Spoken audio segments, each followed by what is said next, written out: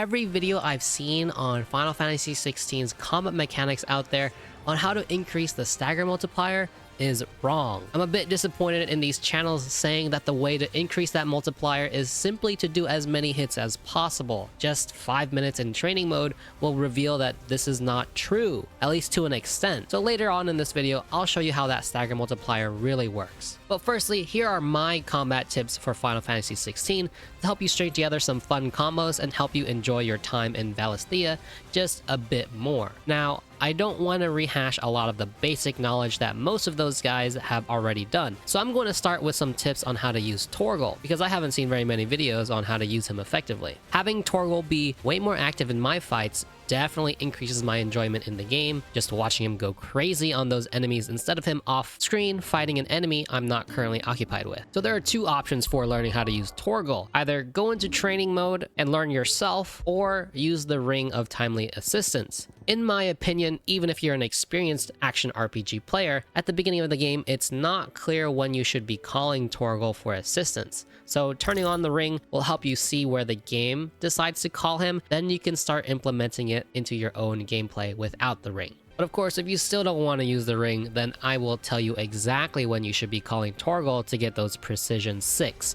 for the most effectiveness. The first place where you want to be calling Torgal is after any final magic burst. There are 4 ways where you can tack on this final magic burst, and the first is after a lunge. Sick of Torgal. You know what to do, boy. The second is after a down thrust. Yeah, boy. The third is after the 4th hit of your ground combo. Sick of Torgal. You know what to do, boy.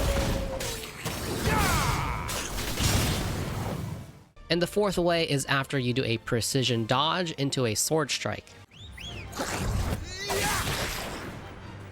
You can also call Torgal after any final hit of your icon ability launches an enemy. Get him, boy. You can call Torgal after any burning blade, either grounded or aerial. Torgal. And also after any charge shot, grounded or aerial.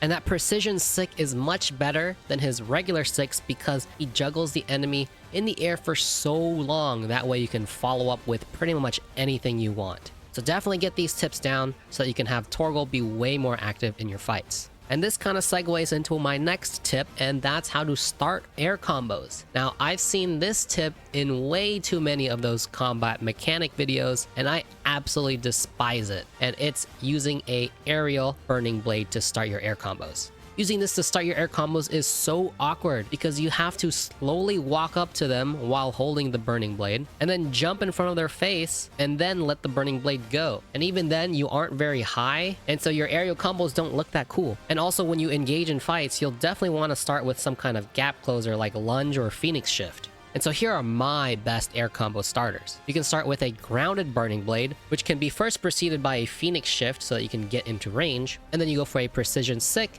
into a phoenix shift into imaginary.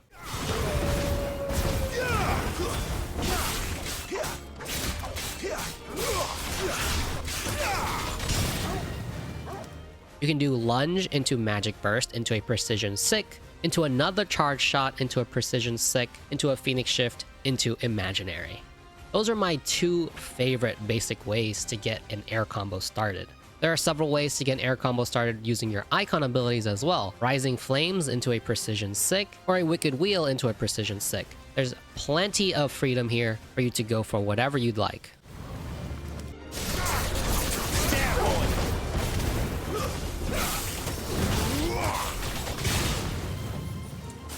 Now, while you are in the air, you have the ability to use Stomp, which can cancel the animation for nearly all of Clive's moves. Stomp can be used regardless of Clive's recovery status. So this means you can effectively cancel a down thrust mid-descent, or any aerial iconic ability like Gouge or Wicked Wheel.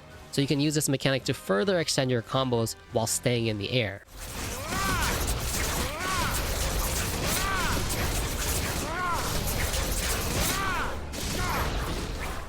Now also in the air, you can only use your Phoenix Shift one time. However, Deadly Embrace can be used an unlimited number of times. Keep these rules in mind when you are stringing together your air combos, and you'll start discovering some new combo routes in no time.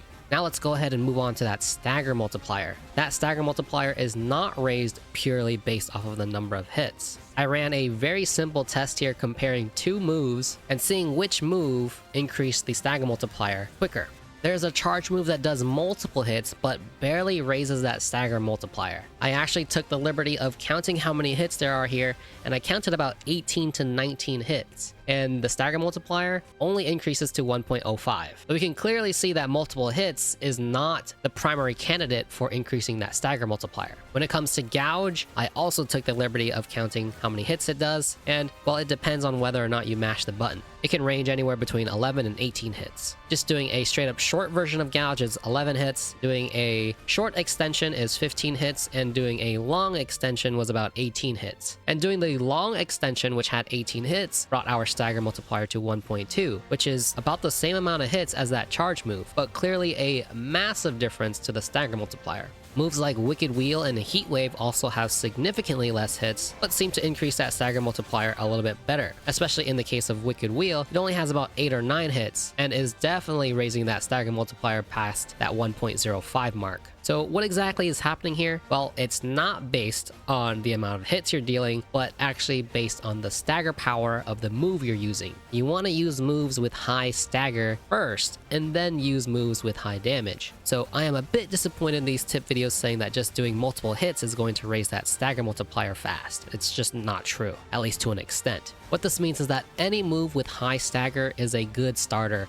for getting that multiplier to its max. However, this does not mean it's limited to the Gouge and Wicked Wheel ability. Take to the ability page to understand which moves have good stagger. However, don't take this at face value. Garuda has an ultimate ability Aerial Blast that's listed as a 5-star for stagger.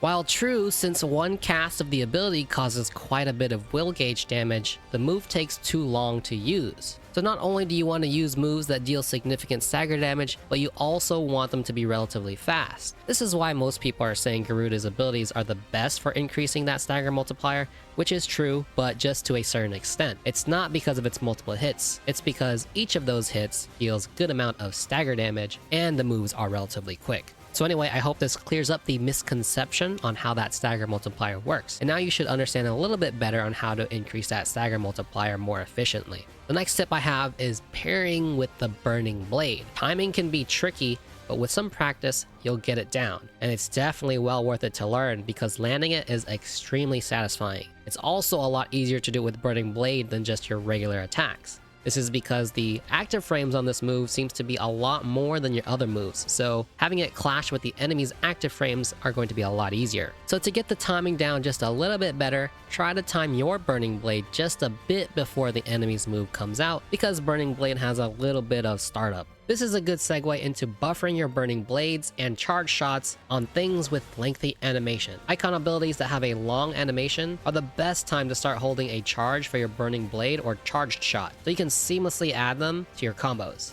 Another good time to buffer your charge is after a Phoenix Shift. After shifting, immediately holding will still activate a shift strike, but at the end, you will have your Burning Blade or your charge shot ready. The last tip is on Deadly Takedown, and everyone probably already knows that you can do this because the game tells you. But what it doesn't tell you is that you have a massive window to do it.